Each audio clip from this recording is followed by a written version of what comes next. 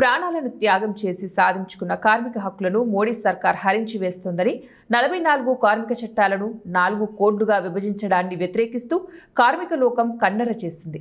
పెద్దపల్లి జిల్లా రామగుండం రీజియన్లో సింగరేణి కార్మికులు, కర్షకులు ఒక్కరోజు దేశవ్యాప్త సమ్మెలో స్వచ్ఛందంగా పాల్గొన్నారు. కేంద్ర ప్రభుత్వం దేశంలో నల్ల చట్టాలను అమలుపరుస్తూ కార్మికులను కట్టు బానిసలుగా మారుస్తోందని ఆర్థిక సంఘం నాయకులు ఆగ్రహం వ్యక్తం చేశారు.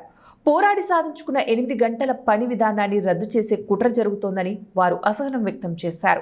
కార్మిక వర్గం సమ్మె చేయాలన్నా, సంఘం పెట్టాలన్నా హక్కులకై పోరాటం చేయలేని పరిస్థితులు దాపురించాయన్నారు. ప్రభుత్వ రంగ సంస్థల్లో కాంట్రాక్టు కార్మికులను శ్రమ దోపిడీకి గురి చేస్తున్నారని, మానవ పనికి సమాన వేతనం కల్పించాలని వారు కోరారు.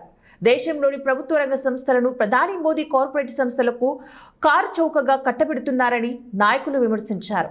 ఇప్పటికైనా కేంద్ర ప్రభుత్వం 4 లేబర్ కోడ్లను ఉపసంహరించుకోవాలని, తెలంగాణలో గోదావరి పరివాహక ప్రాంత బొగ్గు బ్లాక్లను సింగరేణికి అప్పచెప్పాలని వారు డిమాండ్ చేశారు. ఇలా స్వతంత్రం రాకముందు సాధించుకున్నామో, ఇలా నరేంద్ర మోదీ వచ్చినాక ఈ చట్టాలకు కార్మికులకు వ్యతిరేకంగా బిల్లు తీసుకొచ్చిందో, దానికి వ్యతిరేకంగా ప్రపంచ కార్మికుల ఏకంగా అని చెప్పి నినాదంతో ఇలా కార్మిక వర్గం అంతా జేజేలు పలికిరు.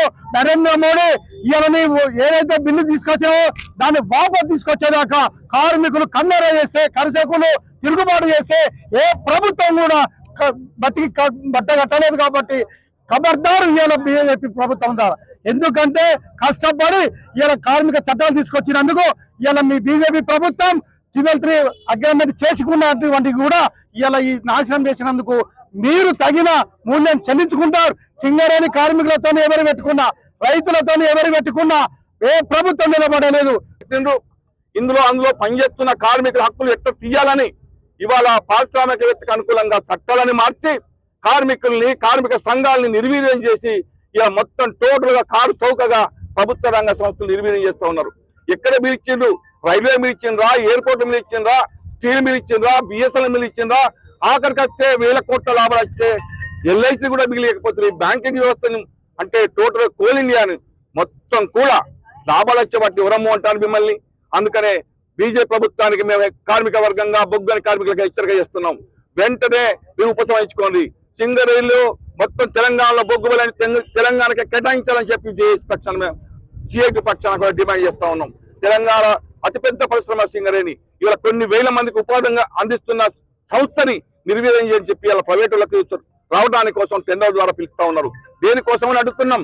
విజయవంతం చేసినటువంటి సందర్భంగా జేఏసీ తరఫున, తెలంగాణ బొగ్గని కార్మిక సంఘం తరఫున కార్మిక వర్గానికి శుభాకాంక్షలు తెలియజేస్తూ, ఇదే స్ఫూర్తితో మనం ఖచ్చితంగా రాబోయే రోజుల్లో కూడా కార్మిక సమస్యల పరిష్కారం కోసం ముందుండాలనేటువంటిది. ఈరోజు కేంద్ర ప్రభుత్వం కార్మిక వర్గం పైన చేస్తున్నటువంటి దాడిని మనం ఎదుర్కోకపోతే ఈరోజు భారతదేశంలో ఉన్నటువంటి కార్మిక వర్గానికి బతుకులేనటువంటి పరిస్థితి ఉంటుంది. ఈరోజు తీసుకొచ్చినటువంటి 4 లేబర్ కోడ్లు అనేటువంటిది ఈరోజు సమ్మె చేయాలన్నా, సంఘం పెట్టాలన్నా ఇబ్బందికరమైనటువంటి పరిస్థితులను సృష్టిస్తున్నటువంటిది మనం చూస్తూ ఉన్నాం. అంతేకాకుండా మన జీతభత్యాలు అయితేంది, మన సేఫ్టీకి సంబంధించినటువంటివి అయితేంది, 29 చట్టాలను 4 కోడ్ల తీసుకురావడం అనేటువంటిది చాలా బాధాకరమైనటువంటి విషయం. దానివల్ల యూనియన్లు కానీ కార్మిక వర్గానికి అయితేంది బార్గెనింగ్ చేయడానికి కానీ, మన వేజ్ రివిజన్ చేసుకోవడానికి కానీ ఇలాంటి అనేటి సమస్యలు వస్తున్నాయి. దీనికి తోడుగా ఈరోజు సింగరేణికి సంబంధించినటువంటి ఇష్యూ చూసినట్లయితే మనకు మైన్స్ అనేది అలొకేషన్ లేకపోవడం వలన ఈరోజు ఎంఎండిఆర్ యాక్ట్ వలన యాక్షన్లోనే పాల్గొనాలనేటువంటి దాంట్లో ఇబ్బందిగా ఉన్నటువంటి ఆ క్లాజ్ను కూడా వెతివేసేయాలి. ప్రతి ఒక్క మైన్ ఏదైతే ఈ గోదావరి పరివాహక ప్రాంతంలో ఉన్నదో అవన్నీ కూడా సింగరేణికే ఇచ్చేటట్టుగా